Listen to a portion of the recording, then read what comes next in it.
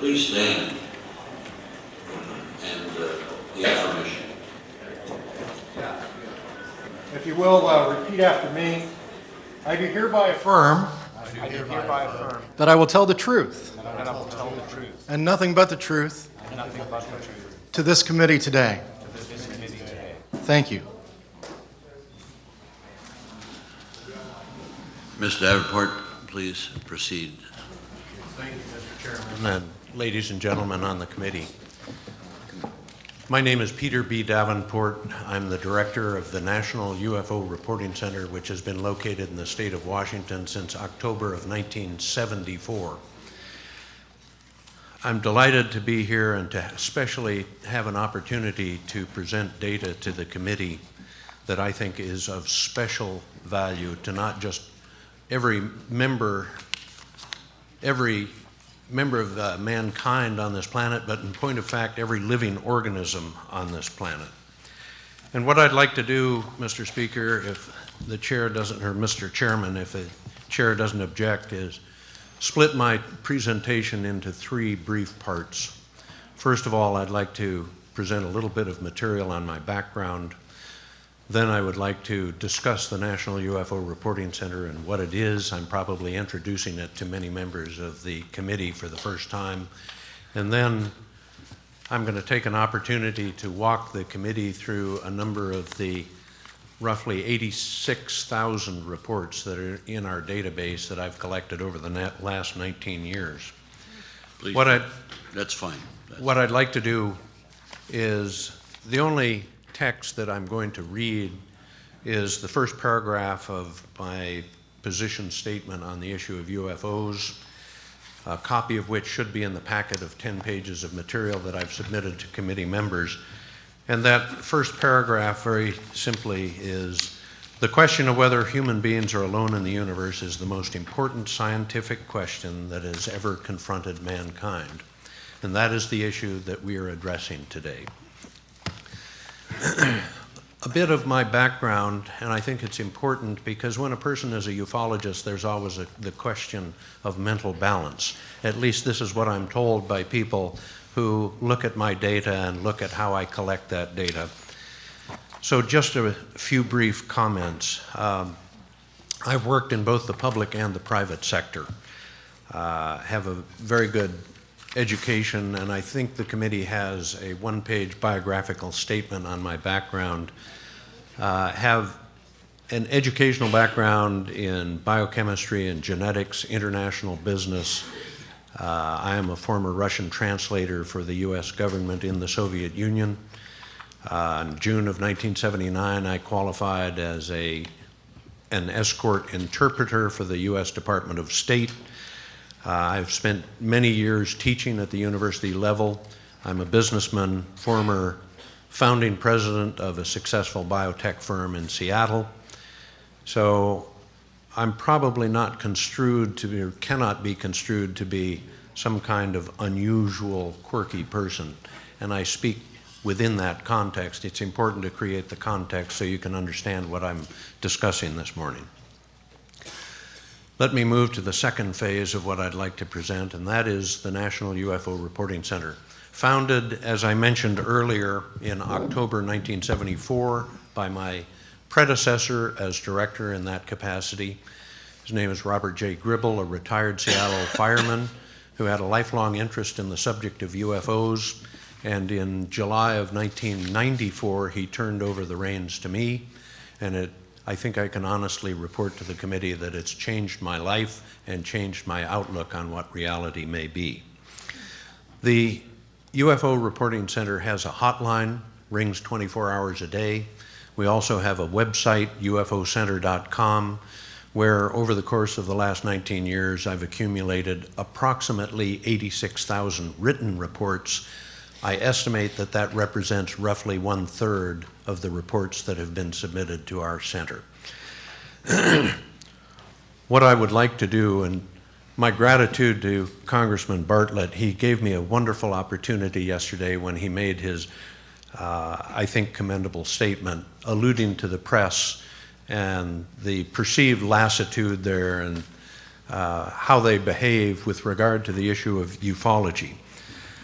What I would like to do, Mr. Chairman, with the remainder of my time is walk through a 6-page document that I've submitted to the committee and respond to the question that Mr. Bartlett posed, certainly rhetorically and perhaps tacitly yesterday: where is the press? Where are all the reports? And my hope is in about 7 or 8 minutes, the committee will understand a little bit better the reality, the apparent reality that we are dealing with in addressing the issue of UFOs.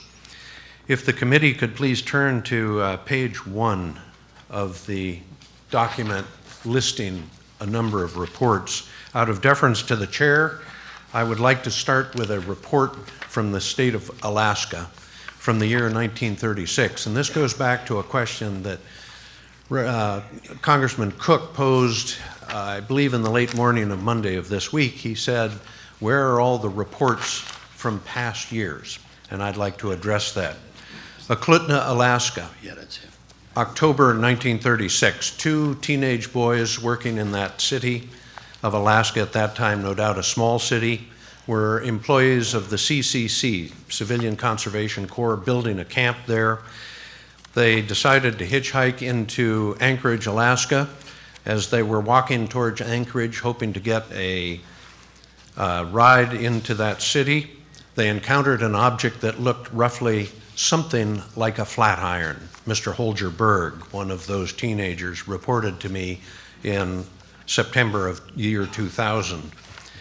They were walking towards Anchorage. They noticed a light coming directly at them.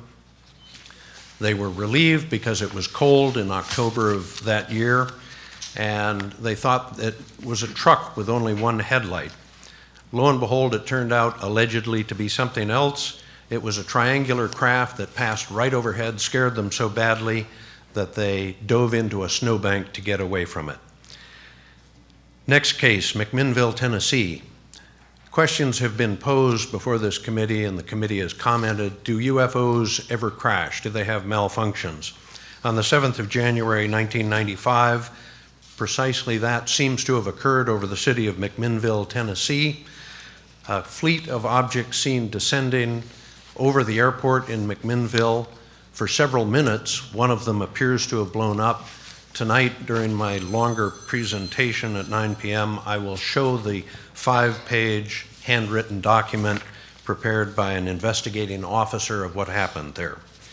If the committee would please turn to page 2, I'd like to, for a moment, address the issue of the Phoenix Lights case. Quite a celebrated case, probably the most dramatic UFO event that has occurred in the history of ufology since 1947. Just briefly, the 5 objects that loitered over the city of Phoenix for upwards of 2 hours were not less than 7 miles in diameter. I will present evidence tonight showing why we believe that is the case and how we calculated the size of them. Next case, Longview, Washington. An elk, an adult female elk, lifted out of the forest of the state of Washington before 14 witnesses at about 1 minute before noon. We have reported that. I've had witnesses on multiple radio programs talking about that case. Dallas-Fort Worth, Texas, October 26, 1999. 2 airline pilots over the Dallas-Fort Worth area were shocked to see a large disc approaching their aircraft. It suddenly turned, it executed, they estimated a 120-degree turn in under 1 second. It streaked away from them to the east. We have the audio tape from the FAA through a Freedom of Information Act request. If the committee would please turn to page 3. About 2/3 of the way down that page, Challis, Idaho, September 27th, year 2000, 21:30 hours Mountain Time. 4 hunters were in a remote hunting camp near Challis, Idaho, about an hour-and-a-half drive outside that city.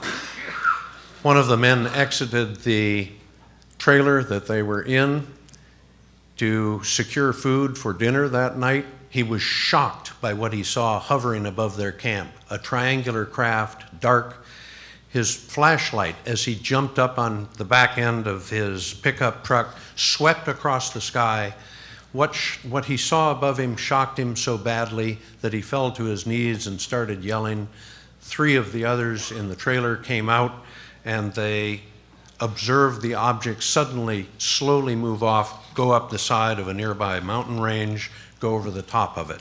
A very dramatic case, and if the committee would like documentation of that case, I would call upon Mrs. Howe at the end of the table, who was present at the testimony of 2 of those witnesses. She later brought them to a radio program. Next case I would like to address briefly is that of Carteret, New Jersey, on the top of page 4. Very dramatic case in which certainly dozens, possibly hundreds of cars were parked on the New Jersey Turnpike in response to a cluster of yellow objects that were hovering above that turnpike. Just seconds earlier, they had been reported from Fort Dix, New Jersey, to be streaking across that military facility. Within seconds, they were probably 70 or 80 miles to the east, and it was reported by many hundreds of people. Moving down further on page 4, the location, Andrews Air Force Base, Waldorf, Maryland. Mr. Richard Dolan first alluded to this case on the morning of Monday this week.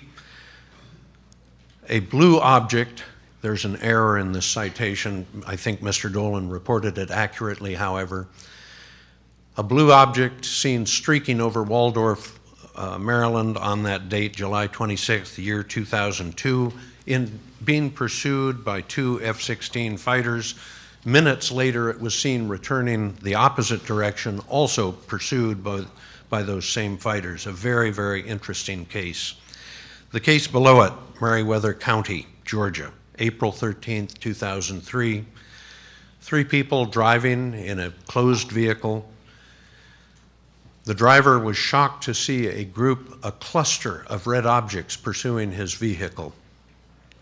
Suddenly, those tiny objects, perhaps the size of golf balls, reportedly were inside his vehicle.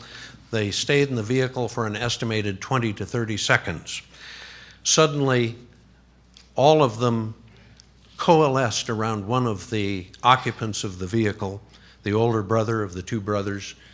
This gentleman had had tragically, intestinal surgery just a few days earlier, had a colostomy. All of the objects in the car assembled around the surgical scar on the lower abdomen of this gentleman. Within seconds, they suddenly streaked off, interestingly, through the closed windows of the vehicle.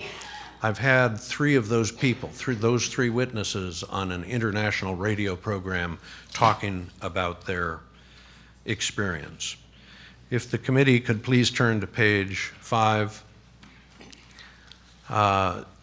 Seattle, Washington, June 20th, 2004. An adult male standing outside in the University District of Seattle was shocked to see a triangular craft suddenly streak across the cloudless blue sky. Very, very dramatic sighting. Others reported it to the National UFO Reporting Center. That case has been on our website for the last 13 years. Going down to a case at the bottom of page 5, the O'Hare Airport case of November 7th, 2006. Mr. Dolan, Richard Dolan, alluded to this case earlier in the week's testimony. A very, very dramatic case.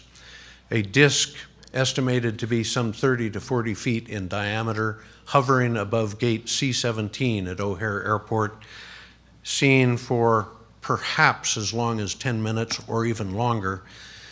I cite the case because of the drama surrounding it. That object was in what used to be called terminal control airspace, now called Class B airspace. Nothing should have been there over that airport. And it was suddenly seen to accelerate, as Mr. Dolan reported earlier in the week. It punched through 2 layers of solid overcast, leaving holes in the overcast. A very interesting and dramatic case, reported on national news, interestingly. Turning to the last page, if we could please, page 6. Chicago, Illinois, November 4th, year 2008. I will be presenting evidence on this case to include photographs of the very peculiar damage that a young woman's car sustained. We cannot demonstrate clearly or to everybody's satisfaction that the case is UFO related, but I will present the evidence tonight during my presentation at 9 p.m. Very, very interesting case of the mutilation of a car. I will leave it at that until I'm able to show the photographs. I'd like to close by citing a number of interesting cases that have been submitted to our center over the last roughly 10 months. We all are questing to know what all of this means and what's going on. The phenomenon appears to be very real. But in June of last year, 2012, the National UFO Reporting Center began receiving reports that I certainly do not understand. I don't believe anybody does. But the second week of June last year, and all of this information can be seen on the website ufocenter.com, we started receiving reports, credible reports from credible witnesses of clusters of red, orange, yellow, amber, or gold lights, up to 150 in a cluster from around the world. I've written several articles. We have several statements on our homepage about this phenomenon. It's very interesting, and in my opinion, it may represent the fact that we may have rounded the corner, so to speak, in the field of ufology when it comes to the dramatic nature of many of the reports that are coming to us. What the cause of these sightings is, we have no idea. But we have roughly 2,000 to 3,000 of these sightings posted to our website. If members of the committee would like to see details, I would commend to their attention the roughly 38 cases that were submitted to our facility on Saturday night, the 10th of November, year 2012. One of those cases on page 6 of your handout is that of Castle Rock. I cite that case because it was a report that was submitted to our center by a commercial airline pilot, retired, 37 years of experience. Driving east from Interstate 5, this is about 70 miles north of the city of Portland, driving east on Highway 504, what he saw frightened him so badly that he stopped his car on the highway, turned it around, and went back the other direction to get his camera and his wife. It's a very, very dramatic case. Again, one of roughly 38 cases. An hour and 12 minutes later, a retired United States Marine Corps officer and his wife encountered something very similar in the city of Los Angeles. So in conclusion, Mr. Chairman and ladies and gentlemen, the question has been posed, is the UFO phenomenon real? And I pose to you the question that if it is not real, why have all of these reports been submitted over the last roughly 19 years? The UFO phenomenon appears to be very real. And I would like to conclude in responding to the very prescient question that Congressman Bartlett posed yesterday at about 3:05 p.m. Where is the press and where are all of the reports? Very good question, and it's a question that every serious-minded UFO investigator poses it to himself probably multiple times a day. I'd like to address the issue of the press. Many people have asked the question, why is the press responding apparently so strangely to this phenomenon? And from my vantage point, it's really a little bit different than that. I would split the press into two categories at least: the local, regional press and the national press. From my observation, and I've had hundreds of exchanges of information with members of the press, the interesting phenomenon is members of the local or regional press are questing for this data. A week doesn't go by when I don't get 3 to 5 queries from members of the local press, smaller newspapers, radio and television stations. But interestingly, when one gets to the national level, the interest seems to simply expire. a very peculiar phenomenon, but it tells us that people who are professional writers, who are professional reporters, are very interested in this phenomenon. And I close with a brief comment about the government's apparent position on this phenomenon. The government knows about this phenomenon. There is no doubt about it. I've had multiple exchanges, multiple conversations with all sorts of people who are in positions of authority in federal, state, and local government. Many of them admit that they accept the fact that this is potentially a very real phenomenon. I've talked to military officers, and senior officers, general or flagship officers, flag officers, who in quiet conversations have admitted to me that they are very interested in this phenomenon, and in their opinion, there is very real evidence in support of what this committee is addressing in these hearings this week. It appears that we are being visited on a frequent basis. The evidence supports it strongly, in my opinion. And with that, I will close. I think my time has expired. Exactly. Thank you very much. It has expired. Thank you.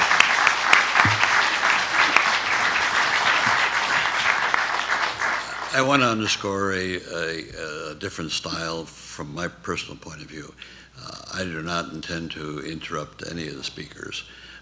You're aware of the time, and when it goes over, and your testimony is very good, it'll continue. However, you have to self-discipline yourself.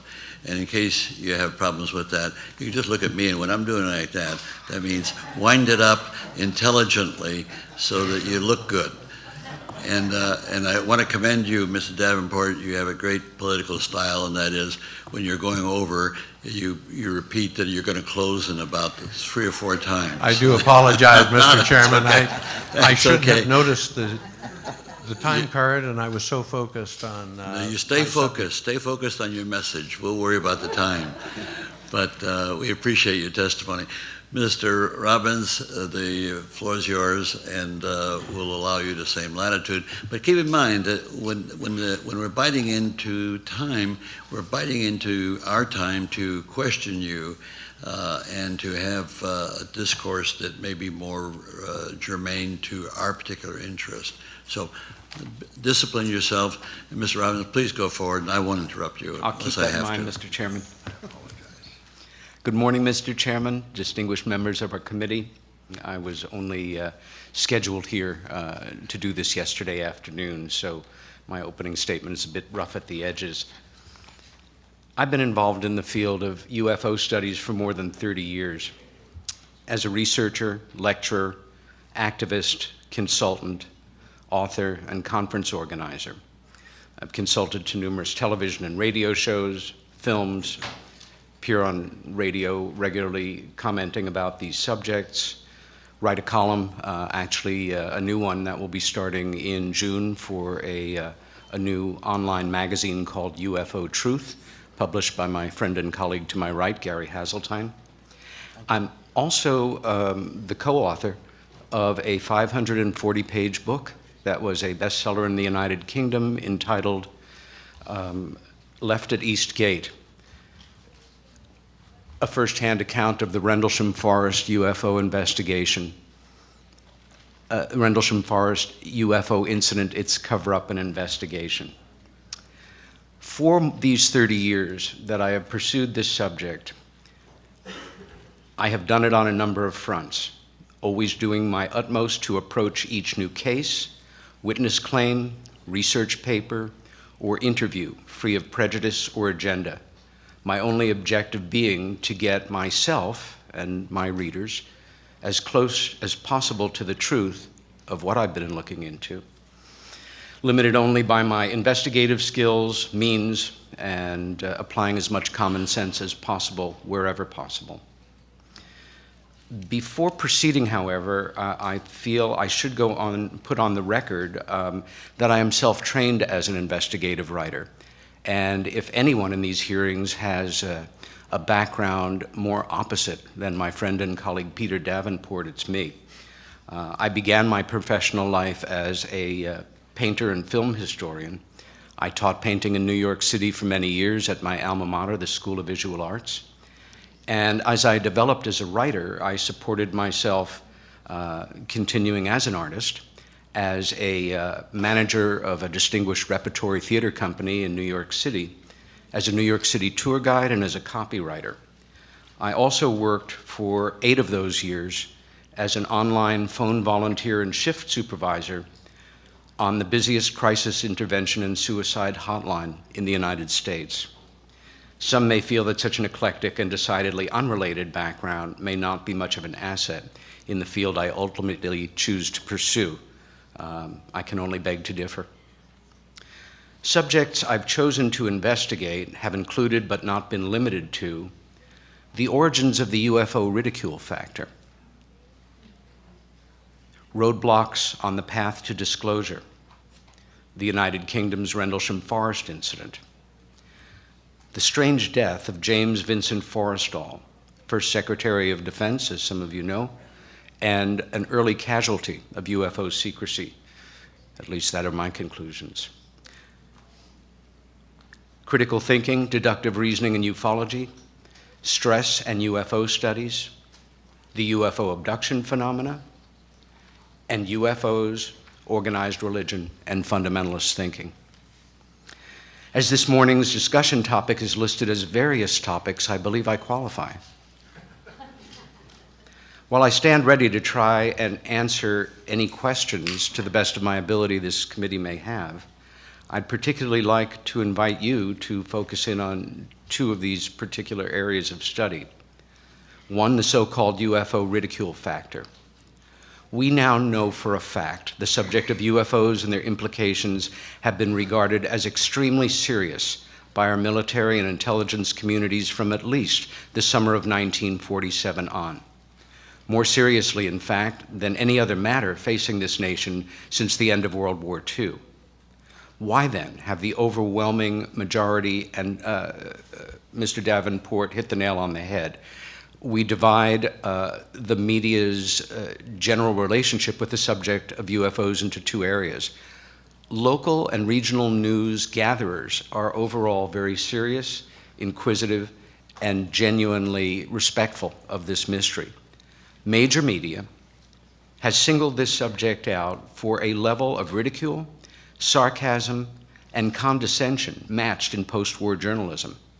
How and why did all of this come to pass? And what is its legacy for the American people?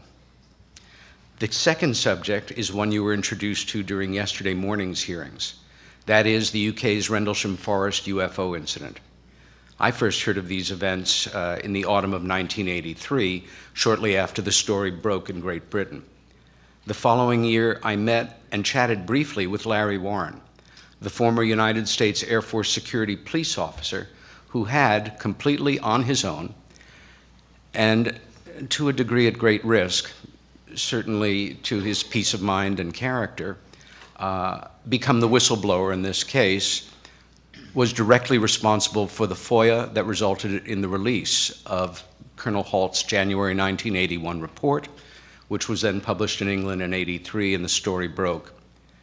4 years later, we met again at a conference not far from here at American University in Washington. I was very impressed with his presentation.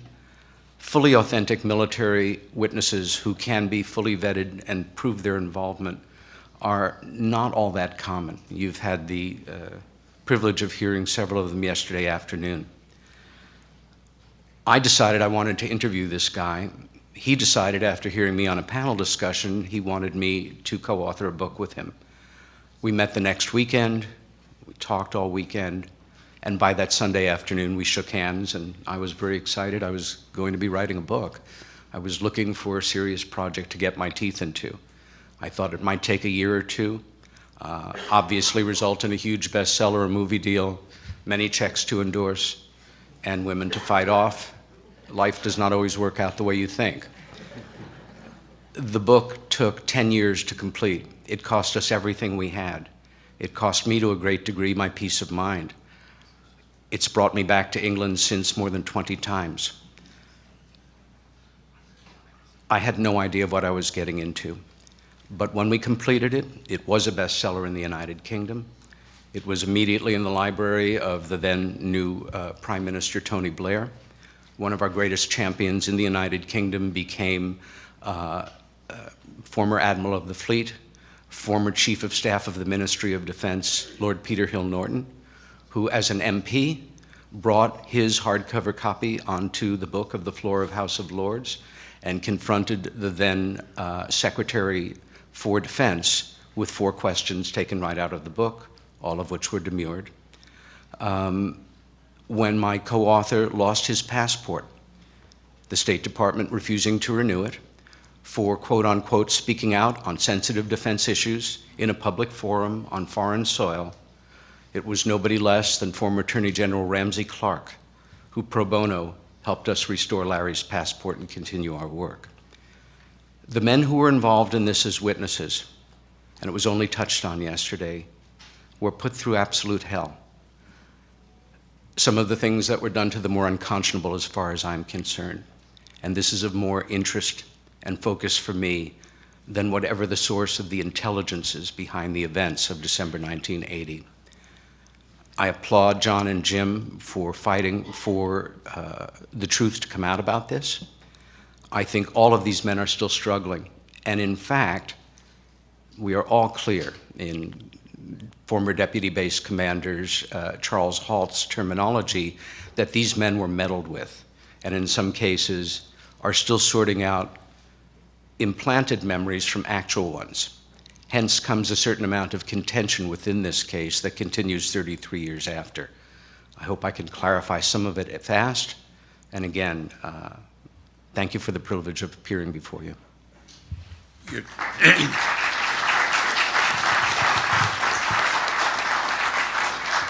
Your timing is excellent, Mr. Robbins. Next witness is Gary Hazeltine. Heseltine. Hazeltine. Thank you. Good morning, and I will not go over 10 minutes, I practice. Right, my name is Gary Heseltine, and I am a recently retired police detective in England, having served almost 24 years with the British Transport Police. For the majority of that time, for 20 years, I was a detective. I was dealing at the sharp end of evidential matters. I've been involved in murder, manslaughter, rape, etc., etc. I come to this subject on an evidential basis, and I think that is very necessary in this field. I am here principally to speak on behalf of police officers worldwide who have witnessed UFOs, but I would also like to say that I'm also one of the principal investigators of the Rendlesham Forest incident that my colleague Peter has alluded to, along with Linda Moulton Howe. I would consider as the 3 principal investigators of this incident. We're all doing very good work on it. For the last 5 years, I have worked with Colonel Charles Holt, the man who wrote the Holt Memorandum, the Deputy Base Commander of what was absolutely a nuclear facility. And let me back that up by saying that for 3 years of my 6 years in the Royal Air Force, between 1983 and 1989, I served on 2 nuclear bases doing exactly the same job as what those US Air Force policemen did. And the base at Bentwaters is identical to the base at RAF Labrook in West Germany where I worked. So let's cut the crap. This is a nuclear issue. Right. In January 2002, moving to my police background, I created the Police Reporting UFO Sightings Database. It's commonly referred to as the Proof Force Police Database. You have an information pack with that information. It's basically there for UK police officers to record on and off-duty police sightings. Believe me, over the 11 years of my research, nothing will surprise me what anybody says in this field about what they report. It is truly extraordinary. When I began my research 11 years ago into British police officers, there were approximately 6 cases involving 10 officers. 11 years later, I now have over 425 cases involving over 940 British police officers. This is a significant amount, in my opinion. These sightings have taken place the length and breadth of Britain and have been reported at all times of the day. Whilst I'm not a big lover of statistics because they can be manipulated, I would say that the key statistic for me is that over 70% of these cases are multiple witness officer cases. Therefore, it is significant corroboration to a sighting event. Again, I look at this case through evidential eyes. In one particular case, there is in excess of 24 police officers that were involved in tracking at least one object over 6 counties of Britain on the night of March the 30th, 31st, 1993. This is referred to as the Cosford incident. Many police officers have observed structured craft of huge size and proportions in close proximity to their ground positions. These craft range in shape and size and dimensions from many tens of feet to many hundreds of feet in size. Many of the police cases on the database, in my opinion, are truly extraordinary. For example, in October 1984, near RAF Northolt in Middlesex, a silent black triangular object was seen at low altitude by 2 uniformed police officers on mobile patrol, which they described as being the size of 3 football fields. When I sought to clarify this description of size, they said when they saw it, it was above 3 football fields. So I think that's a pretty good representation of size. This report was made by Police Constable Robin Perry of the Metropolitan Police. On another occasion, in October 1978, 3 uniformed police officers in a rural area of Buckinghamshire observed a huge object, which they described as a size of a football field, which suddenly and silently materialized in front of them in the blink of an eye and at relative close proximity to their position. However, there were also a number of smaller objects flying around the large main object, akin to a mothership kind of scenario, and the larger object then projected a beam down to the ground, which was the width of the football field, which then traversed the ground as if scanning the terrain for several minutes. They watched for this event for approximately 5 minutes before suddenly it went off and dematerialized in the blink of an eye.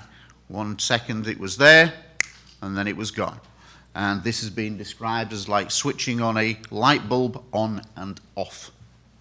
Not something that I think our stealth capability is quite capable of yet. The source of that report is the Police Constable Eric Raymond, retired of the Thames Valley Police. Many officers have seen objects that appear to move in ways that seem to defy our laws of known physics and aerodynamics. For example, in May 1981 and 1982, 2 firearms officers were involved in the close protection of what was then a very prominent Conservative minister in a rural location in North Yorkshire. At approximately 5:30 hours in the morning, as they were walking in the grounds of this residence, they suddenly became aware that the sunshine had darkened, the sky had darkened. When they looked up to establish the cause of that, they were amazed to see a huge, dark, purple, cylindrical object with a pronounced undercarriage underneath it that was described as being the length of a football field, a common figure in all of this, and hovering silently above the house at an altitude of only 200 to 300 feet, which is extremely close. The object remained motionless, silent, above the house for 5 to 10 minutes before it suddenly and silently accelerated in the blink of an eye out to the horizon, where it stopped in an instant for a few seconds and then disappeared towards the horizon and out of sight. The source of this report is Police Sergeant retired John Pawson of the North Yorkshire Police. In my introduction, I mentioned that I would refer to police officer sightings worldwide. And in the time permitted, I would like to draw your attention to just 2 particular countries where numerous police officer sightings have taken place. Namely, I refer to the United States and Belgium. Many of the US cases are simply outstanding, and I will highlight just 2 of them. Just after midnight on the 14th of December 1994, 15 police officers of Trumbull County, Ohio, observed multiple circular UFOs from different geographical positions. In one particular sighting, the engine of the police vehicle driven by Sergeant Toby Malaro suddenly cut out. When he got out of the vehicle, he looked up and a UFO was directly above him, shining a beam down. As soon as the object moved away, his engine restarted and he attempted a short pursuit. On the 5th of January 2000 in Illinois, multiple police officers observed a large triangular craft that was witnessed from many geographical positions and was sometimes seen at close proximity to their ground locations. Broadly speaking, all the officers involved in both of these incidents described craft that moved in silence, which were able to make incredibly high-speed maneuvers, unlike that of any known aircraft.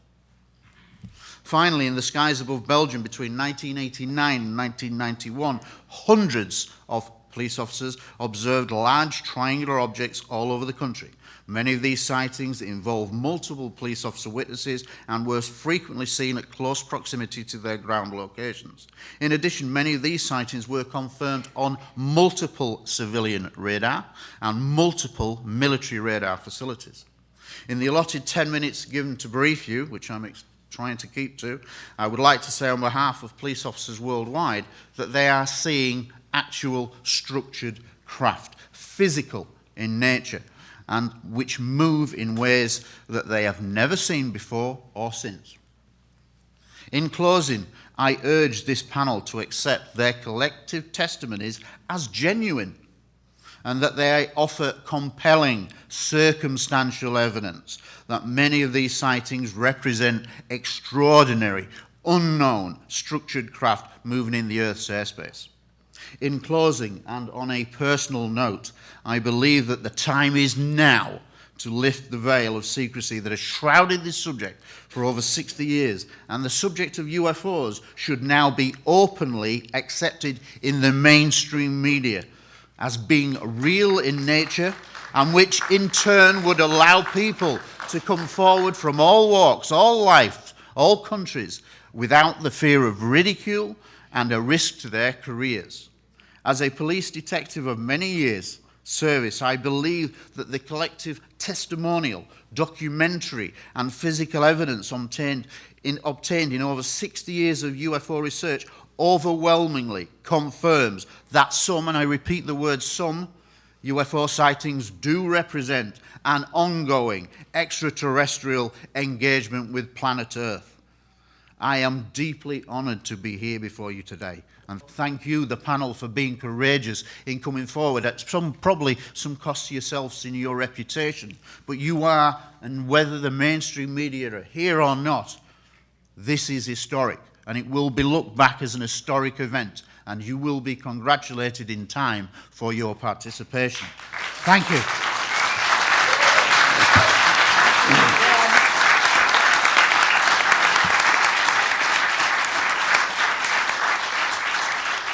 Thank you very much, investigative detective. I just want to underscore that your passion really underscores the significance of your testimony, and that's a worthy, it's a virtue. Now we come to our last panelist for this round, who's graced us with her. She doesn't have her little hat today, but it's not raining. It's not okay. It's not raining. Very good. Well, great to have you back, Ms. Hall. Please. Because I'm going to talk about a subject that is perhaps one of the most difficult when it comes to the UFO phenomena, I thought I would give you a little bit more context about my background. And to Jennifer, who is handling the slides, please wait until I call for them by number. My name is Linda Moulton Howe. My master's degree in communication is from Stanford University, Palo Alto, California, in 1968. I attached a bio for you to my statement today. Since then, I have produced 24 TV documentaries, including the regional Emmy Award honored A Strange Harvest, about the worldwide animal mutilation phenomena, and more than 100 live TV studio programs. Science, environment, and medicine is my beat. I also produce, write, edit, and report the journalism award-winning Science, Environment, and Real X-Files news website, earthfiles.com. In addition, I am an investigative reporter for Premier Radio Network's program Coast to Coast AM, reporting Earth Files, Environment, Science, and Real X-Files news monthly in 3-hour broadcasts. Since 1990, I have produced 1,000 news segments for radio broadcasts. My 4 books include An Alien Harvest, 1989, Glimpses of Other Realities, Volume 1, Facts and Eyewitnesses, 1993, Glimpses of Other Realities, Volume 2, High Strangeness, 1998, Mysterious Lights and Crop Circle, 2nd edition, 2002. I have been asked to speak around the world as an investigative reporter at national and international conferences and symposiums, including NASA's Goddard Space Flight Center. And one of the subjects that I have been asked to talk about is all of the work that I have done in the investigation of animal mutilations around the world. The first global media report about this phenomena was in September of 1967, when a female horse named Lady was found dead on a ranch near Alamosa in southern Colorado. The horse's entire skull and long neck had been stripped of flesh, and every organ in the chest of that horse had been surgically excised according to a medical doctor. There was no blood anywhere, not in the animal, not around the animal, and nowhere nearby. And there were no tracks of the animal. It was powdery soil, and the animal is lying there stripped of flesh, but there were no tracks around the body, not even the own horse's tracks. But 100 and some feet away, there were horse tracks in a circle, as if the horse had been caught in something in which the feet had gone around in a circle, and then 100 and some feet away, the body was found. At that same time, and Jennifer, image 00, on July 15th, 1984, the Sunday Times in Australia headline, quote, "Cover-up alleged over UFO-linked animal slaughter. Many reports of UFOs and strange lights in the sky," close quote. Farmers in the Adelaide Hills have discovered mutilated animal corpses and burn marks on the ground. In one incident, researchers say a farmer discovered 4 cows with holes drilled into their skulls and the brains removed. Adelaide UFO researcher Colin Norris said, quote, "I have been told the Army asked the farmer to remain quiet about the animals and that the Army would cover the whole thing up," close quote. Mr. Norris said pod marks in the ground and burnt treetops indicated a UFO craft had landed.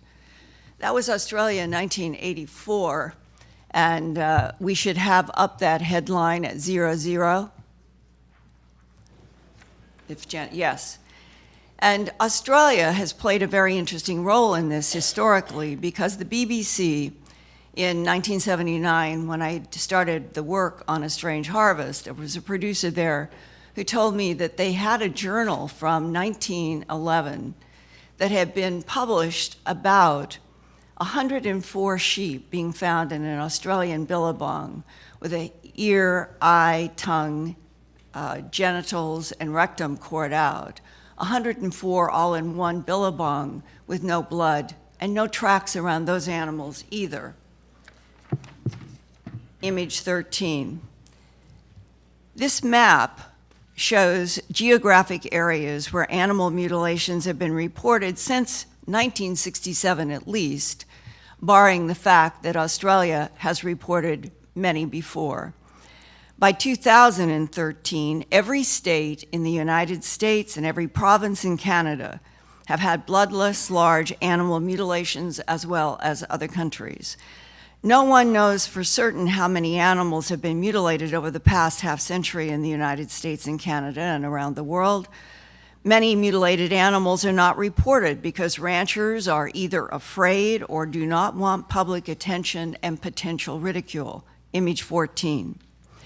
Beyond the United States and Canada, mutilated animals have been reported in Mexico, Panama, Puerto Rico, Brazil, Argentina, Chile, parts of Europe, the Canary Islands, China, and Australia. Image 1. Excisions are not only smooth and bloodless, they can be serrated the way that pinking shears cut cloth for dressmakers, as was discovered in this 2-year-old Hereford steer, the 5th mutilation on the Richard Fazio Ranch near Portland, Oregon, within a 4-month period ending in October of 1990. Image 2. Here is a photograph of the uniformly serrated edge of the mutilator's bloodless excision that many people who have had these in their hands in the field say do look like some kind of pinking shears has cut the steer's tissue. Image 3. Here is a close-up of that particular serrated edge from the side in the 1990 Oregon steer's serrated excision that an Oregon State University veterinary diagnostic laboratory reported had been cut with high heat, image 5, consistent, and I'm reading now from the Oregon State University veterinary laboratory assessment, quote, consistent with a specimen collected via electrosurgical excision, it is not possible to tell whether this lesion was caused by a laser. It does appear consistent with a heat-induced injury, close quote. Image 4. Here is another similar serrated edge found on a mutilated cow in 1975, we're going back almost 20 years, by the Cascade County Sheriff's Office in Great Falls, Montana.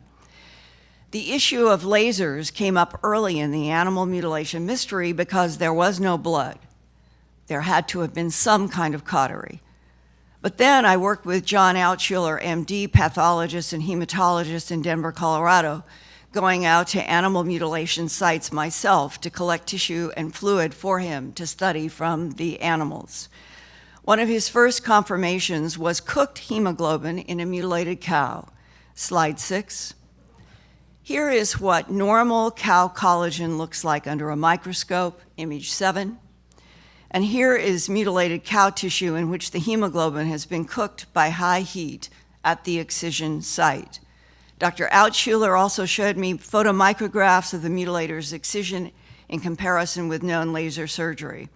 Dr. Altschuler said, quote, the animal mutilation excisions do not show any carbon, but Earth life is carbon-based and all tissue exposed to the heat of a laser should show carbon residue that looks like black pepper grains under a microscope, quote, unquote.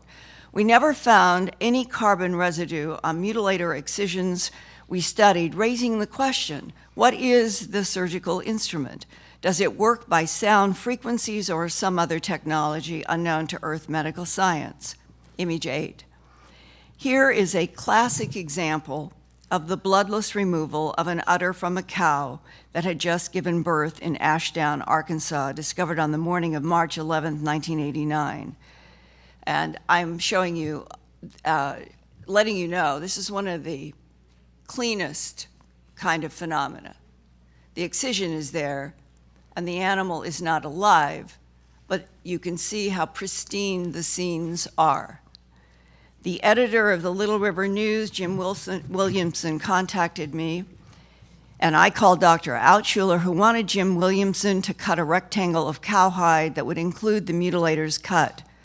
Dr. Altschuler said tissue slides from this cow, quote, prove that the cutting was done quickly with a hot instrument of some kind, close quote. He reported, quote, examination of the tissues after fixation revealed cut edges to be very hard, difficult to cut, and appearing somewhat darker than the surrounding tissues, which does relate to high heat.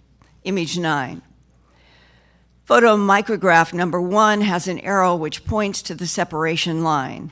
The abnormal tissue on the left shows a smudged pink change with nuclear fragmentation, indicating tissue destruction and death. These changes are referred to as coagulative necrosis. The band between cutting margin and normal tissue is quite thin, suggesting that the dissection was done with what appears to be a pinpoint accuracy and minimal dissipation of heat at the cut line, close quote. The heat is confined to a millimeter in these excisions. Image 10. This photomicrograph shows dark pinkish blue parallel bundles of cells at the cut edge of the tissue.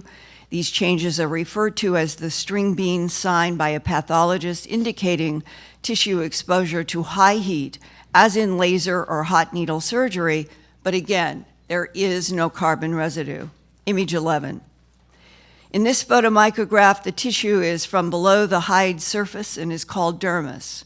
The upper portion clearly shows many spaces called vacuolar changes where the arrow is, which result from tissue cooking or exposure to high temperatures, probably above 300 degrees Fahrenheit.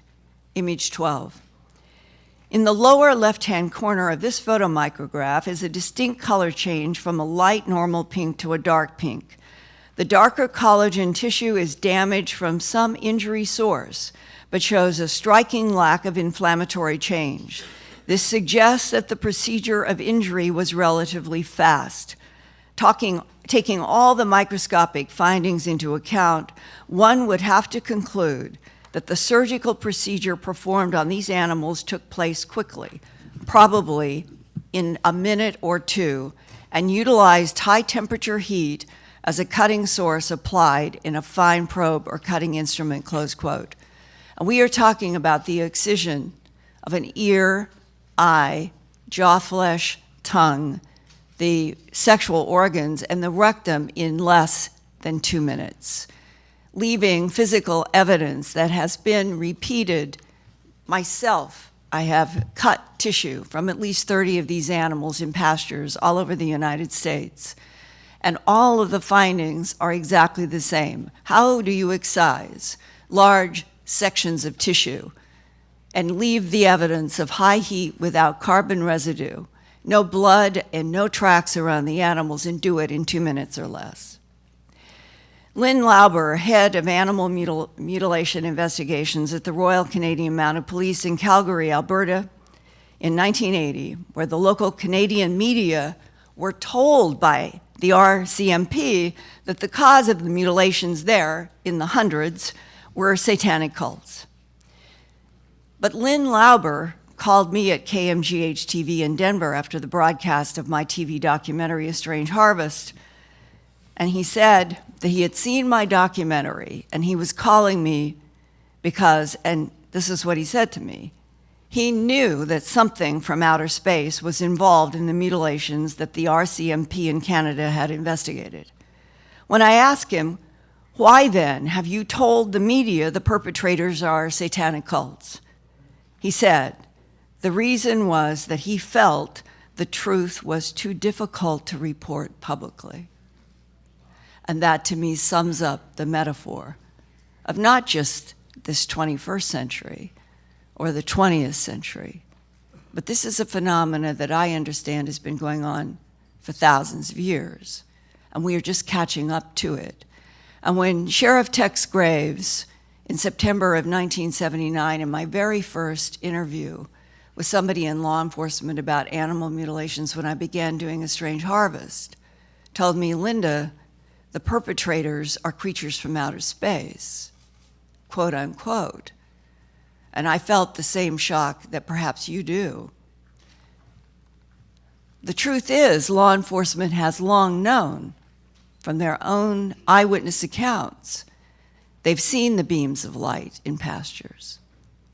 Ranchers have seen the glowing discs put beams down. Ranchers have seen animals rise into these glowing discs. The glowing discs have been seen lowering animals down in beams of light to pastures where they are then mutilated. And to get those people, law enforcement or ranchers, to stand up in front of a camera and tell the world what they've seen with their own eyes is the biggest difficulty of my entire career, because we are on a planet where humans are more afraid of humans and their ridicule than they are of extraterrestrials. I am hoping that in this citizen hearing, a kind of exercise to what I hope will take place. All of this should be presented in a formal, executive, official, congressional hearing of why has the agencies of the United States government the Department of Justice, the FBI, the CIA, the NSA, the DIA, the NRO. They've all been studying this. They have more data than I do. Why shouldn't this country get back on the track of being of and by and for the people? And that we should know exactly what those agencies know. Thank you. Thank you.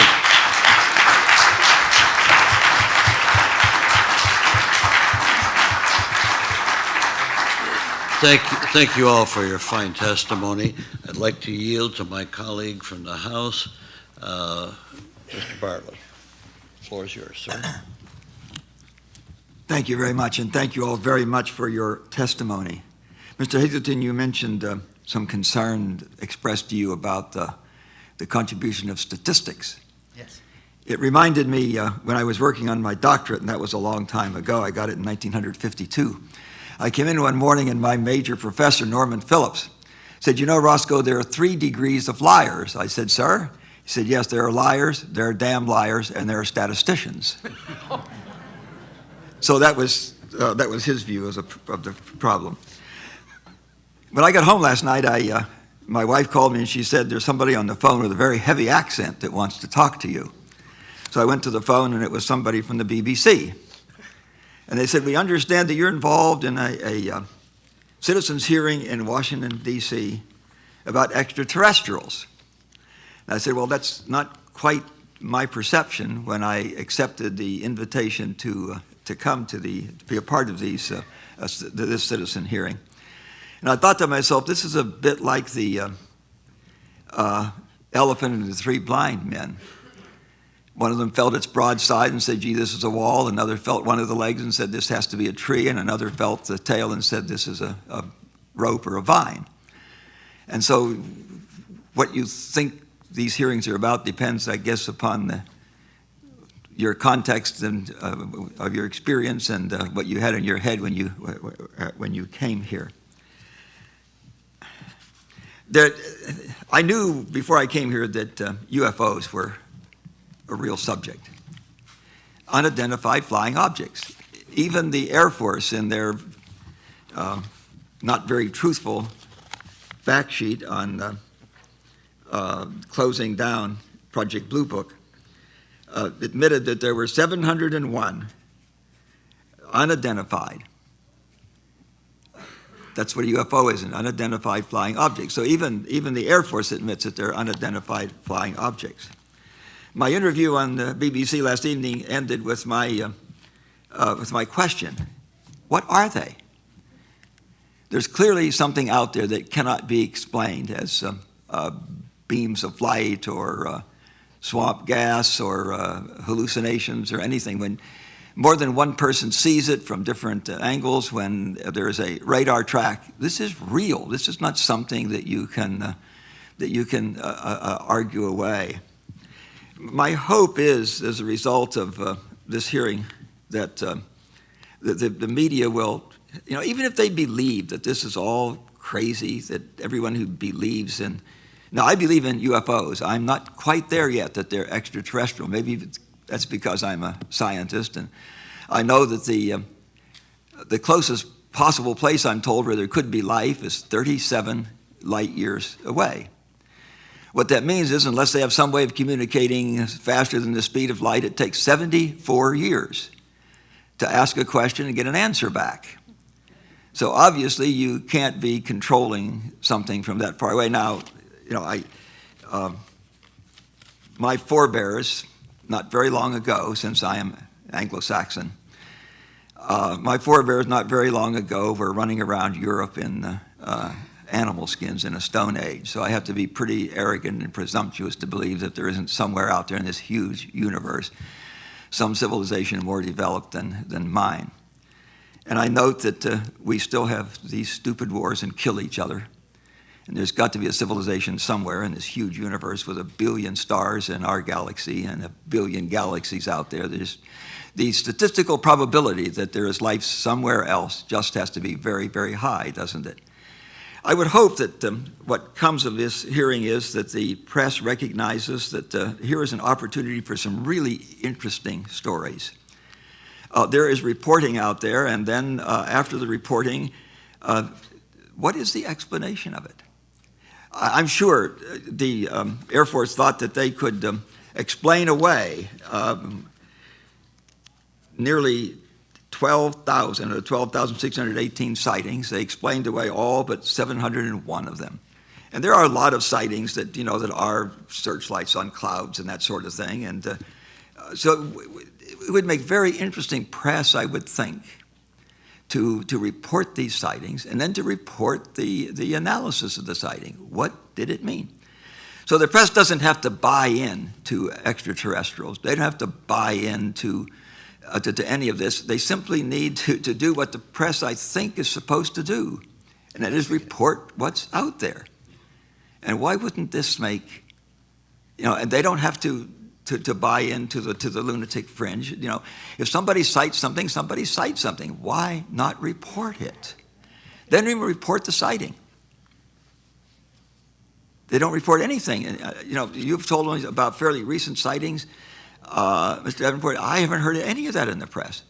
Now, a number of years ago, there were mentions of that in the press. I mentioned the one time I was listening, I can't remember the year, it was quite some time ago, but you may be able to tell me what the year was by the confluence of the two events. One was sightings over in New Mexico, and the other was a report that 2 people had died in New York City from what might have been psittacosis, and if it was psittacosis, it might have come from dried pigeon manure, so maybe we ought to kill all the pigeons in New York City. So I thought to myself, with that kind of logic, if I was out there from somewhere else watching us, I think I'd want to watch a little longer before I contacted these people. I hope that that's what comes of this. As I say, there are unidentified flying objects. I came here with an open mind. I'm not quite there yet that they're extraterrestrial, because I'm not sure how they would control things when the closest possible life, I'm told, is 37 light years away. Now, I couldn't imagine, my forebears couldn't imagine the iPhones of today. So clearly there may be travel faster than the speed of light. There may be ways to communicate that we can't begin to understand. But the phenomenon is real. They are here. There are thousands of reportings.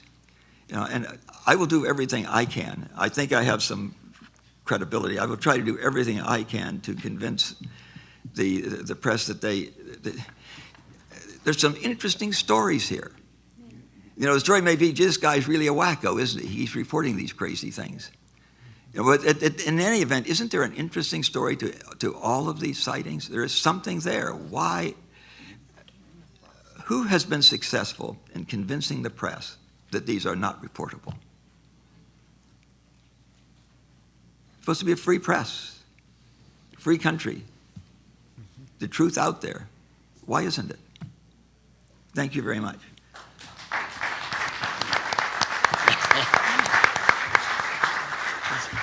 It's turning into a Senate hearing, where we give our views. And of course, I'm guilty of that for the last 2 days. The next person to ask questions is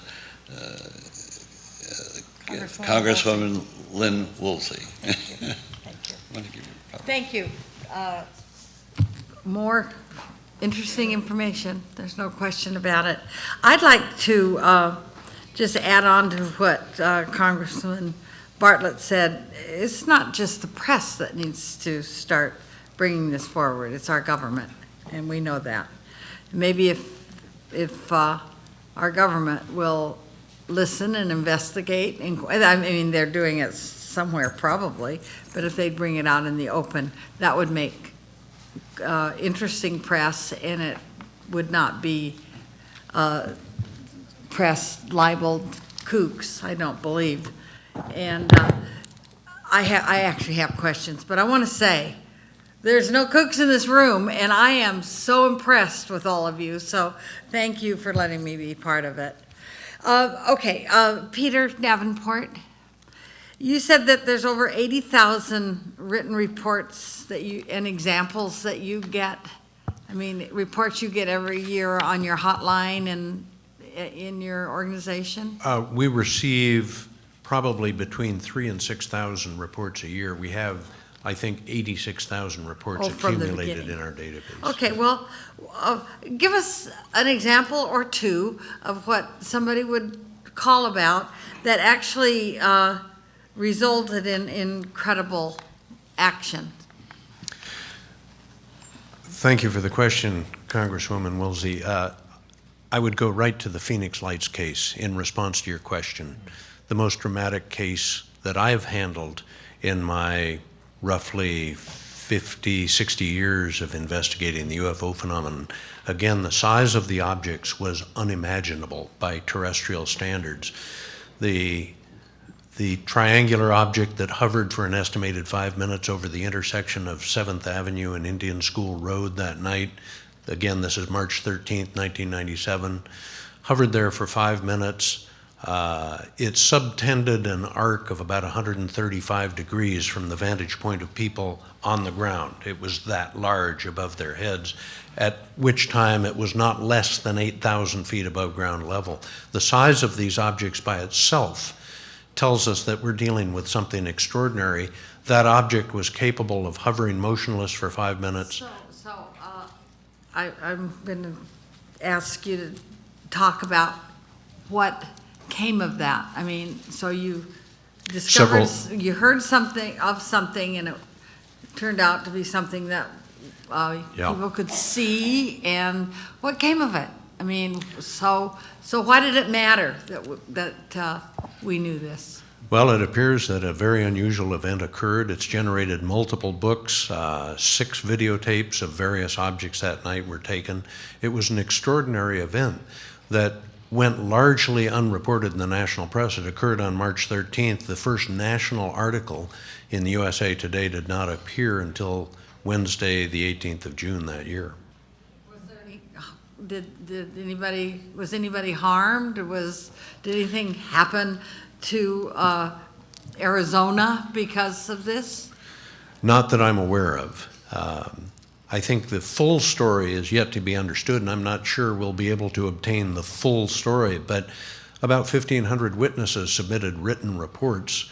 That's pretty good evidence by my standard. What did you do with those reports? Where did they go? Many of them are on our webpage. I think probably 100 or 150 eyewitness reports are posted there. Many of them are in the hands of investigators in Arizona. Okay, thank you. And are you still following up? I mean, you don't just hand it to the investigators and say, now it's yours. Well, that is what I did in that instance, because the National UFO Reporting Center, technically speaking, is not an investigative body. Right. We're a conduit of information. Okay, now to all of you, but you don't all have to answer if you hear the right answer from one of your colleagues on the panel. When it's not a UFO, okay, this flying object, when it's not a UFO, what is it? I'll take that first. Any number of things, Congresswoman. In fact, most of us who try to do good work in this field approach it with surprising skepticism, because we no longer have the luxury of disbelief, so to say. It's been proved to us repeatedly in terms you could bring into a courtroom. We have to be particularly careful about not informing our examination. First, it's no secret that our government has produced flying aircraft that do not conform to the notions that we grew up with, that are terribly advanced. And I don't have to tell the members of this committee that technologically, where we are at the highest levels. So now, and it's your understanding that those technologies aren't common knowledge? Oh, I think they're common knowledge in popular culture, but the specifics of the dynamics of these machines and what they're capable of, for most intelligent people would mimic a machine from another planet or something. Also, if you're predisposed to the subject, or you're a believer, or you're looking for these things, it can be a plane coming at a certain angle. It can, under certain circumstances, be a reflection from the ground. It can be, you know, a large assembly of balloons themselves that escape. There are any number of possibilities. The main thing is, to paraphrase our friend and colleague Stanton Friedman, the question is not, are UFOs per se machines of advanced technology from parts unknown? The question is, has one ever been? And for those of us that spend a good part of our lives looking into these questions, that answer is overwhelmingly yes. And we feel pretty certain that the UFOs, and if they're manned or bodied, I don't know what's in them, if there is such a thing, they are coming here they aren't coming to get our technology. They're coming with advanced technology. They're that far ahead of us. I don't think any of us assume these things run on coal, petroleum, or... Yeah, right. Okay. I hear what it you is now. all theoretical. Okay. I have been involved in this field of study for over 35 years, and I know that I have no idea of where they come from, why they're coming, how they propel themselves. I can make better educated guesses than many people, and I tend to shy away from colleagues who do tell me that they know the specific answers. For me, that is somewhat problematical. To say that you know the unknown definitively, there's only several ways you can. They told you. You read it in a book, you saw it in a movie, you dreamt it, it came to you in a vision. However, my feeling is we are dealing with an area that is the epitome of the unknown, and we have to I have one more question, and I have to ask it of Linda because I only have a minute. Ms. Moulton Howe, explain a little bit further. I don't understand how these pieces and parts, tissues are used. Why? A genetic harvest. Pardon? It's a genetic harvest. To be used how? I'm not there yet. I don't get it. What are they doing with it? They're going to take it back to outer space and do something. What are they doing with it? I think that the answer is very complicated. I think it involves, on a more sophisticated level, what we are beginning to do in our science with cloning. And if you are advanced and you can take genetic material and you can clone, you can probably clone anything. So there's a chance, there's maybe the idea that we have parts of animals, parts of living animals that the aliens would like to clone because they're maybe stronger than what they have, or why do they want ours? I don't have all the answers, but a harvest of tissue, there might be a reason for why specific pieces and tissues are harvested, not because anything is being done with the bovine itself. It's the genetic DNA. It's the DNA that would be used. So it's not a religious sacrament, or it's not symbolic. We're talking about medical cloning. Could I just come Yes. in there to back up Linda there? I think we have to put things in perspective, and it goes back to addressing the question, your last question. Realistically, every UFO researcher in the world will say of 100% of cases, 95% of them turn out to have a mundane explanation. That's a generally accepted figure worldwide. Have a mundane, whether it be astronomical, misinterpretation, that's a generally accepted figure. But really, where we start to delve down is when we look at the 5%. Well, when you look at the 5% after investigation, you end up with probably about 3% of hardcore cases. Now, these are hardcore cases after investigation. Well, I aren't bothered about the 97%, and you're remit here is not really to speculate, in my opinion, as to where and what they're doing. It's really to establish the facts. And the facts are very, very apparent from very credible people that we are demonstrating that this is a subject that needs to be addressed as on an evidential basis.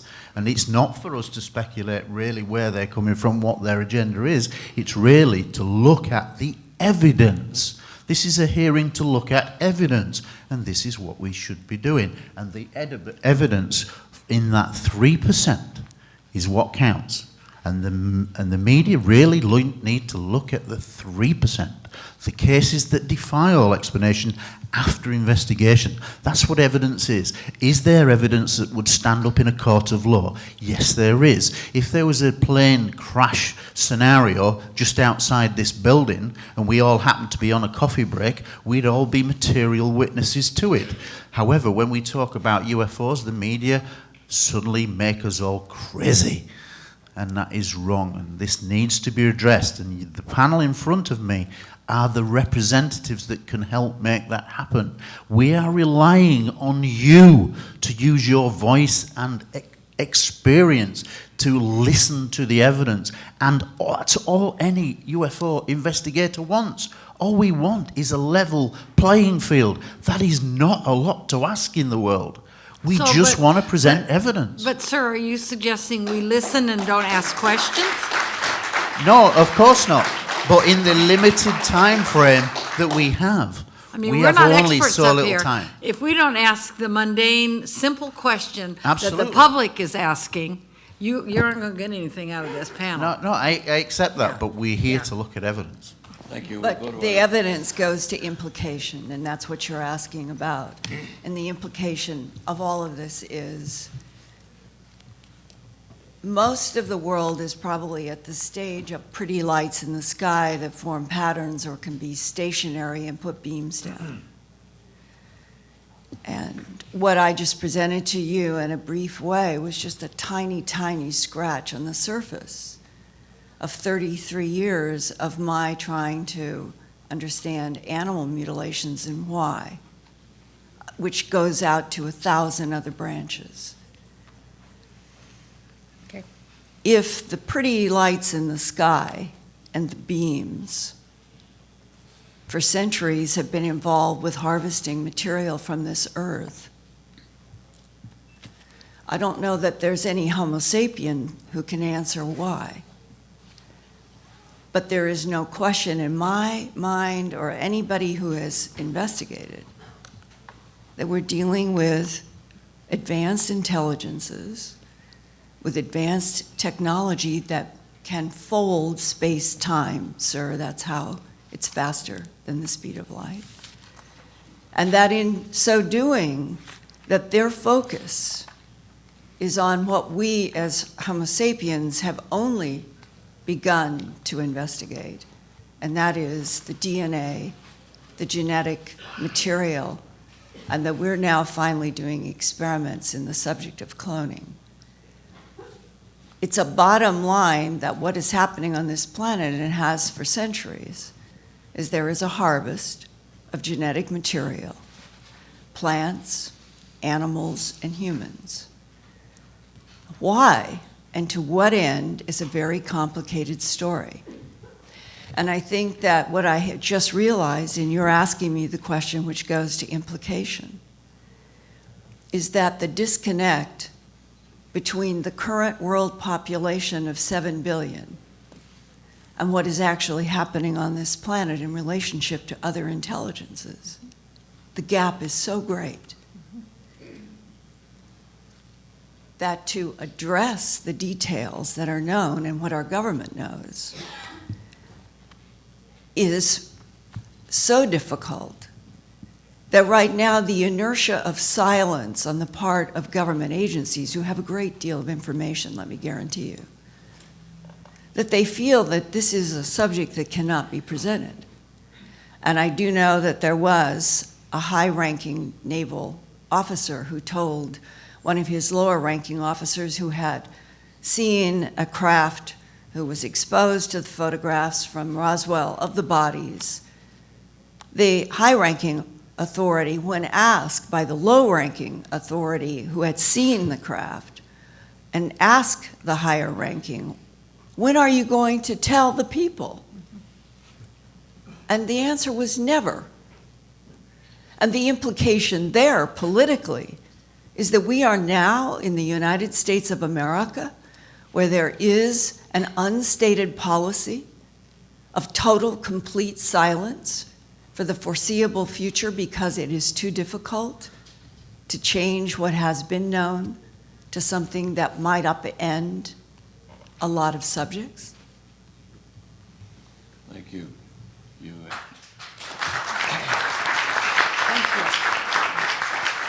I'd like to turn now to Congressman Carolyn Kilpatrick, please. That would be Congresswoman, sir? Congresswoman, Yes, yes. thank you. Thank you very much. I'm easily corrected. Thank you. Not to correct you, just woman here. I certainly want to appreciate and thank you all for coming again. Every day is a different day. This is the first day of the rest of all of our lives.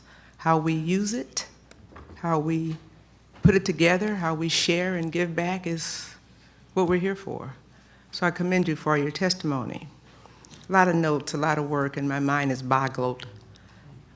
I think I want to ask you first, Mr. Hazelton, Royal Air Force, security, police, hundreds of incidents yet today. What is the position of the British government on UFOs? And is it similar to U.S., who are cousins, or is it something different, or do we do this in British? Do they speak? Tell me, what's the position there? The bottom line is that there is the special relationship with America, and America is quite clearly the most secretive government in the world on UFOs. And it leads, their fingers are in every decent UFO report around the world. I want to know about Britain. We know pretty Okay, much about well, America. Britain follows generally America's lead on most things, and Britain does the same. They have been releasing over the last 3.5 years several batches of files, which are in terms of papers, hundreds of thousands of single sheets of paper. However, the majority of the paper that has been released is very low level. It's mostly correspondence. In amongst that, there are some very good cases. For example, a British case in 1957, Milton Torres, a pilot, US pilot, flying over Ipswich in Suffolk, England, and he was stationed there flying a Super Sabre. He was vectored towards a radar target, and he was ordered to fire his missile at the target. He actually got the launch codes. When he went to launch, it jammed. Okay, stop. Okay, in Britain, Yeah. You don't give me cases. We got cases. okay. I want to know what's happening in Britain. I want to know what's happening with Britain the military. is very I want to know what's happening lame. with the government. The media is very similar as to the US in not reporting. It belittles the subject, and it's criminal. And there is very little or no difference in the UK to the US. This is a world phenomenon that we're discussing. Absolutely. You all know it way better than we do. Absolutely. We've heard testimony now 3 days and read a month leading up to this, videos and all. Ms. Howe. Yeah. And it's really for all of you. And I think you ended your presentation on something like this. What and why is such a profound reality Yes. not being built upon, internalized? If I have my military who comes to me and tells me they've got data, experiences, and other kinds of things that this is real, other countries, I've been on elevator and in the hotels with others from Chile and Peru and everywhere else in the world, or many places in the world. When we already acknowledge that whatever it is more significant than what we have here, and obviously in Britain and some of the other countries. The why of it, your Yes. scientific data is outstanding. See, I think the answer is probably in a coalition of nations and not in our governments, obviously, because the governments know something we don't know and they aren't sharing it, and it could be critical and catastrophic for the human being. Well, let me add a postscript to yesterday's presentation on Bentwaters. It's a major case. It involved dozens of military people on a very important base. I, for one, at least, have been exposed to information from two people that within 24 hours of the Jim Peniston, John Burroughs, and Ed Kvansak encounter with the black glassy craft with the hieroglyphic symbols on it in the forest, that within 24 hours in the UK, the National Security Agency of the United States took over everything that was happening at Bentwaters. They testified to that. This is important because it means that within 24 hours, a decision had been made somewhere at some level between the United States and the UK that the United States would take precedent through the National Security Agency. Okay, stop. We heard that.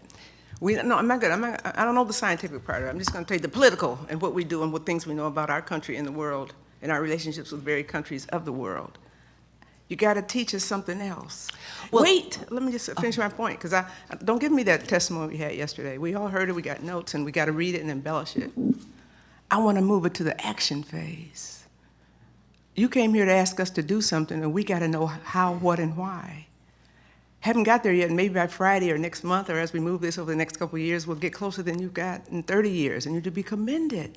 What you have unveiled is something is there, that we're not alone. I'm still learning. I want to learn more about that, in fact. But as I learn it, the existence as we know it is being jeopardized. It may not exist next week, let alone 30 more years. I was only going to your point about international versus the United States. It's my impression that the United States, for some reason politically, is carrying the weight of the disclosure. I don't know why, because other countries have bodies, have craft, have photographs, have physical evidence. But the United States, going back to World War II and decisions that were made, for some reason, it is this country that seems to have the pivotal weight in What do you think that is? disclosure. What do you think that is? U.S. is the, if it's not for real, it's perceived to be the power of the world. And that's exactly the reason why. And right. So we sit here in the power of the world, But it's with loss the of power power. not of this world, or we don't know how it does. Do you think America wants to hold lose it, sir, that power? Hold it. You can't interrupt a congressperson. Noted. I will yield to you in a moment, though. I will, because I just want to. We want to get to what we need to get to, really, and how we get to make it something so that we can all live another 100 years, or thereabouts. So I'm going to yield to you, Mr. Hilton, in just a second, and you too. I don't want to. I'm just getting antsy up here. Today, you all took it to. Every day, it's another level. Woo, woo. But I hate how we trivialize this situation. Exactly. I hate the men with the horns and all that, and what my colleague read yesterday. That's been since day one. And I'm telling you, what we know, it's so profound. Yes. And so big, and so real. When you don't know how to deal with it, you trivialize it. So when people think that we're coming, you all have been commending us, we've all taken a lot of flack, and we're proud of it. We're servants of the people. But to come here and then hear this other crap, in my home paper as well, I don't even talk to them. Because you can't say conspiracy if you're a congresswoman, because they really think you're wacko. But there's something out here that's been coordinated from our leadership, not the president person, but the office and our military and our press. That's a national conglomeration that continues. And unless we can somehow step outside of that and build some kind of coalitions and work and pray and build and speak and teach, we're going to lose. And what will the world be? It might be those things they've been drawn for all of my life. I yield to Mr. Hazeltine the rest of my time. Sir. Thank you. May I make a suggestion?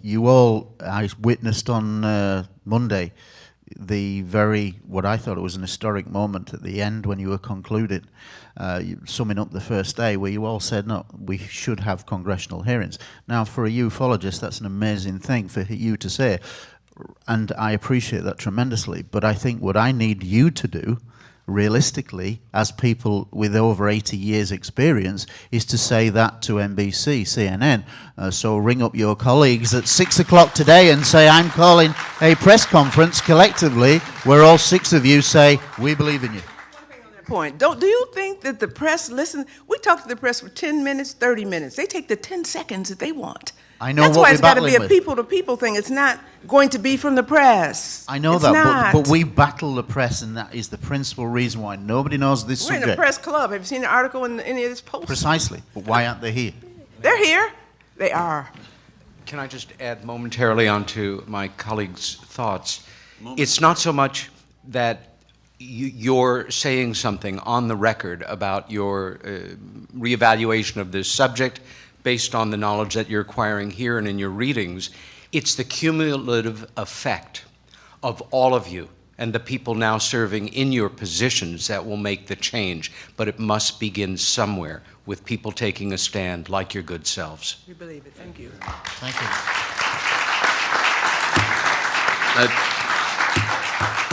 I'd like to call on Congresswoman Darlene Hooley. Congresswoman. Thank you, Mr. Chair. Thank you, all of you, for your testimony. It's been terrific. When did we start sort of this whole ridicule piece? Yes. May I take that? Yes, Peter?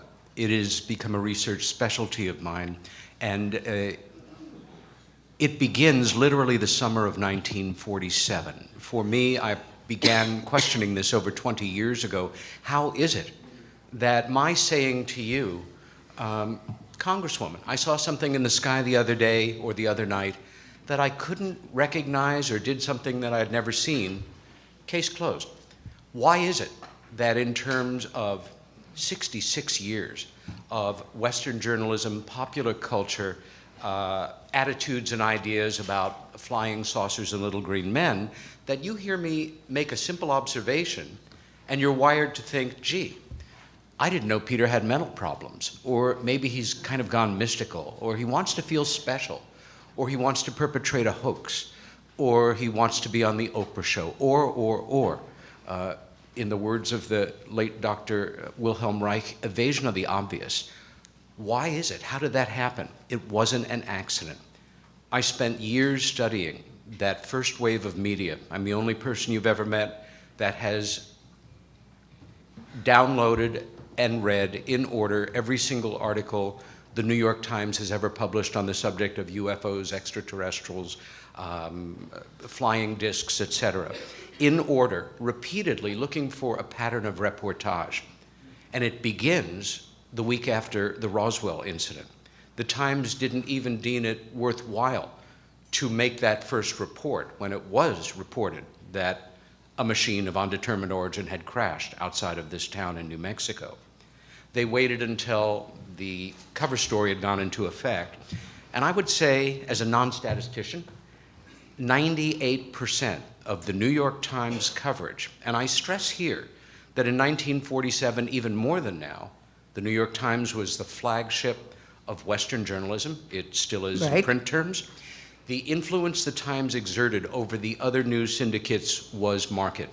The Copley Syndicate, Hearst papers, all of the major American papers followed the Times lead as a rule. And the Times hit the floor with all four wheels spinning. Every coverage, and I will be happy to send you an unpublished paper on this if you're curious, anybody on the committee, was sarcastic, condescending, ridiculing, explaining away like a parent to a bad child. Almost immediately they start to trot out authorities, often unnamed, often very contemptuous of the subject because overwhelmingly they're astronomers and psychologists. You would actually laugh if you read some of these articles. They're breathtaking in their ignorance and pseudo-science. Now, what I did was I overlaid on that timeline of these articles several hundred authentic, fully vetted, declassified documents from every agency you can imagine. And I would say it's about a 95% rate as you go through these, where you see these silly headlines and phenomenally goofy excuses, and then you see Air Force starting in September of '47, Air Force intelligence, Army intelligence, CIA, etc. We are concerned.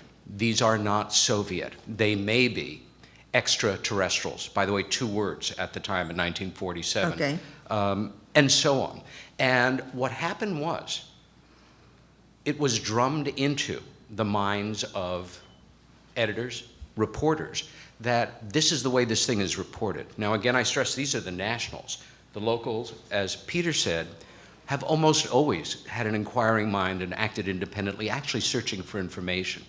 I cannot prove, I couldn't offer you a shred of real evidence of why I think this is and how it happened, but deductive reasoning, a lot of study, and common sense suggests to me that a number of key individuals in the Truman administration, either with the understanding of the president or not to preserve plausible deniability, either with the coordination of the study group that had formed around the president in 1947 or not, went to New York, to Boston, to Los Angeles to meet with people like David Sarnoff of NBC, the owners of the Times, the Hearst people. And one of several things passed. They basically said, we're a little concerned based on that old bugaboo of Orson Welles in 1938, mass panic. You know, everybody's worried about the Russians right now. The president would consider it a personal favor if you'd kind of toe the line on this and just treat it not seriously. Or, in some cases, possibly saying, because these were major players, these folks were power brokers and among the most influential people in the country at the time, that we need your assistance. It's your patriotic duty. Now, once that pattern was set into place, what reporter that picks up on the reality of this and wants to do a serious piece of reportage is going to risk their career? We all know it's a joke. Now, to a great degree, that pattern is still stuck in the major media. It is changing, but that, I believe, is how it began. And one of... Thank you. I think I have 1 minute left. Anyone that would like to tackle this question. We've got a problem time-wise, a Okay. serious problem All right. time-wise. I yield back my 1 minute. Thank you. Thank you very much. And I would ask my colleague. I hope you make that up somewhere. Yes, oh yeah. You know where we're going to make it up? We're not going to eat today. If we keep it up, we're going to have the food of knowledge, but not much more. Can I make just... I'd like to ask my colleague if he could restrict his time. I'm going to wipe my time out because we've been liberal in letting the witnesses express themselves, and that's, of course, why we're here, for you to express yourself. But here too, since this doesn't work, maybe this works. When you see me doing that wind it down intelligently. Thank you. Can I make just a brief close to what he was saying? And that is that 1 year after the July 47 crashes, there was another one in Aztec, New Mexico, in March of 1948. And the editor of the Farmington newspaper at the time did receive, from all that we have been able to learn, did receive a request by somebody in the Pentagon to not report about what had happened, that there was distinct pressure put on to a local editor. And I believe that that is the way that the Defense Department and local media, there began, that was shortly after World War II.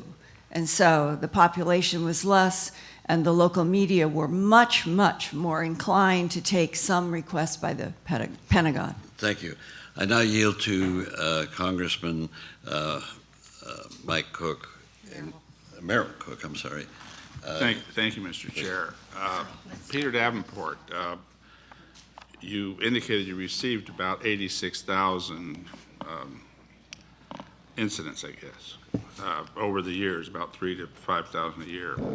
Your list here of 62. And I appreciate that you went back to 1936 on the first one. And I noticed that probably 55 or more recent, probably in the last 15 or 16 years. I take it this might be a top 62 hit list or something of incidents that you think? I mean, and so what I'm really asking is, what was the standard that you used for including these, and they are certainly interesting, events and sightings, Thank you for the question, Congressman Cook. There were several criteria: the drama involved with the sighting, the degree of corroboration, the degree of verification. But in essence, I drew up that list as a distillation from the 86,000 cases for the committee's benefit to show you some of the more dramatic, well-founded cases that we have in our database.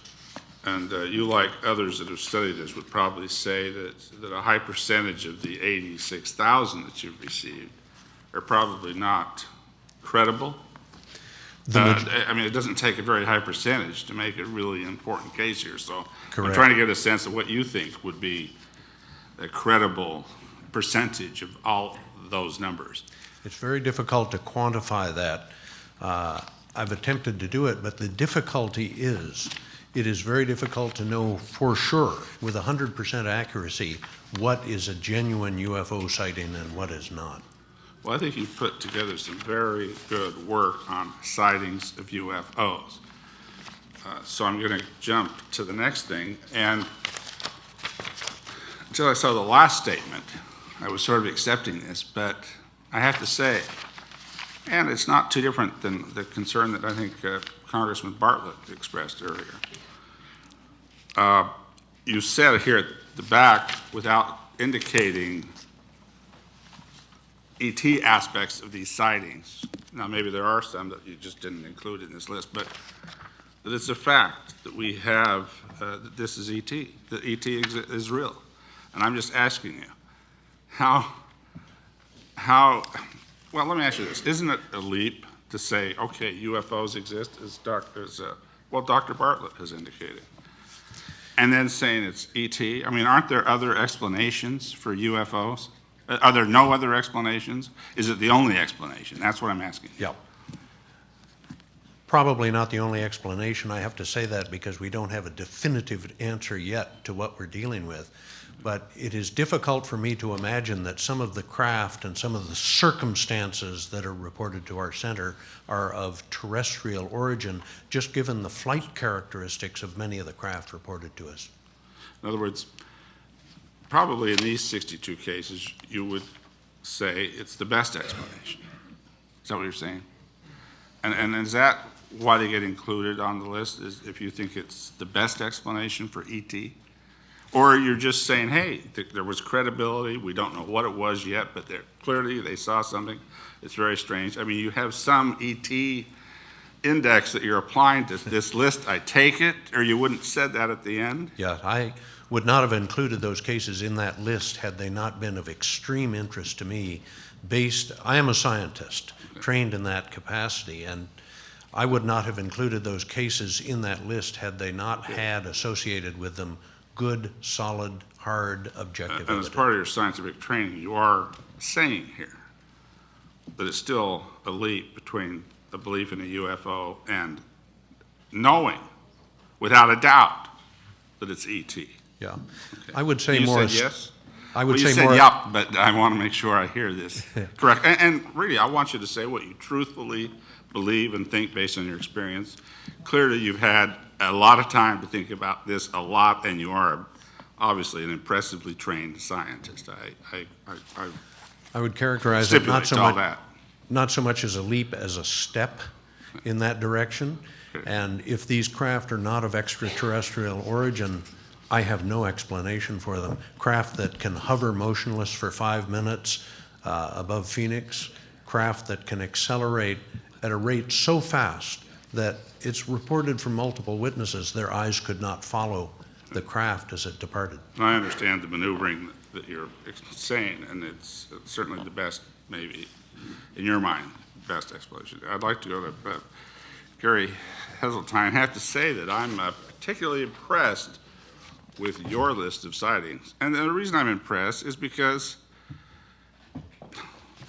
they're from policemen. Every one of this is a pretty thick list, a lot of them. So I imagine the credibility on your list you would rank as certainly higher than what many people that collect data would indicate, or just, I don't want to put any words in your mouth. So. No, you've actually highlighted something that I hope to be able to answer. And I think the real answer is that when I said to you before that the accepted figure is 3% after investigation, well, that's not really the end of it, because I would argue that in the high caliber witness categories, high caliber I would mean astronauts, cosmonauts, pilots, military and commercial, radar operators, sonar operators. In these very high caliber witness categories, the percentage after investigation would be much, much higher than that 3%. Well, I would hazard a guess that if you looked at military pilots with millions of dollars spent on their training, the percentage of error would be much reduced, and I would hazard a guess that it would be something in the region of 80% plus were accurate. Okay, then I'm going to quickly ask you, well, I'm not going to ask you because I only have a minute left, but I'm going to say certainly credibility of people like Captain Solis, who's sitting here in the front row. Absolutely. I mean, That the probably man is caused the United States Air Force to come up with filters over their ICBM silos is certainly going to be a credible well, I think that's where we need to look at when we look at collective evidence. I'm sorry to cut you, but I don't. I'm going to ask Ms. Howe. Very interesting slides. Very interesting. Nevada Proving Ground, Dugway, Utah. I'm from Utah. Talk about secrets. Let's talk about nuclear testing secrets. Yeah. Couldn't nuclear testing have a lot to do with these animal carcasses and the bloodless? Isn't that a... Our first test was in July of 1945. There are mutilation records going back, as I said, to 1911. Okay, good answer. Let me ask you this, though. The one thing that maybe I scratched my head on a little bit, your statement, well, I scratched my head on a lot, I'll have to say that, that it absolutely is evidence of genetic harvesting. I mean, that may be your belief. That may be something that you say there's... No, it's not Are you a saying belief. there's no possibility it could be anything but genetic harvesting, what these slides are showing? We're not in the context of belief here at all. We're in the context of hard physical evidence, medical evidence. But how that carcass ended up the way it was is what I'm asking. That has to be, you're saying that's proof? Absolute 100% proof? To the extent that the law of gravity is pretty much proven. The next, of genetic harvesting? The next round of the hearing is documents, and there have been leaked documents from inside our own government in which the phrase extraterrestrial biological entities, with the acronym all caps EBES, has been included since at least a printing of what I think is a document that none of us have found any dispute over, the Psalm 101 document with a 1954 War Office stamp on it. And if our government, going back to FDR, which there are also leaked documents about the discussion between FDR and the Secretary of War, Marshall, after the February 1942, made the front page of the Los Angeles Times, the photograph of our artillery and beams going up to a diamond-shaped object, distributing some 1,417 bullets, and then having that discussed in documents by Franklin Delano Roosevelt with the Secretary of War, and that in those documents that have been leaked, it uses the terms, these were interplanetary, celestial, and that we were retrieving these craft because we wanted to examine them.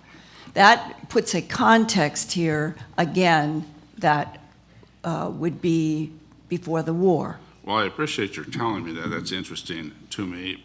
But you don't allow any of the wiggle room that, for example, Mr. Davenport seems to allow in terms of final conclusions. And that's certainly your right, because you've looked at these things a lot more than I have. I want to get the best information I can, as credibly put together as I can, to help, as I said, break down the truth embargo. That's what we need to do first. And maybe we have to do it a brick at a time. Okay.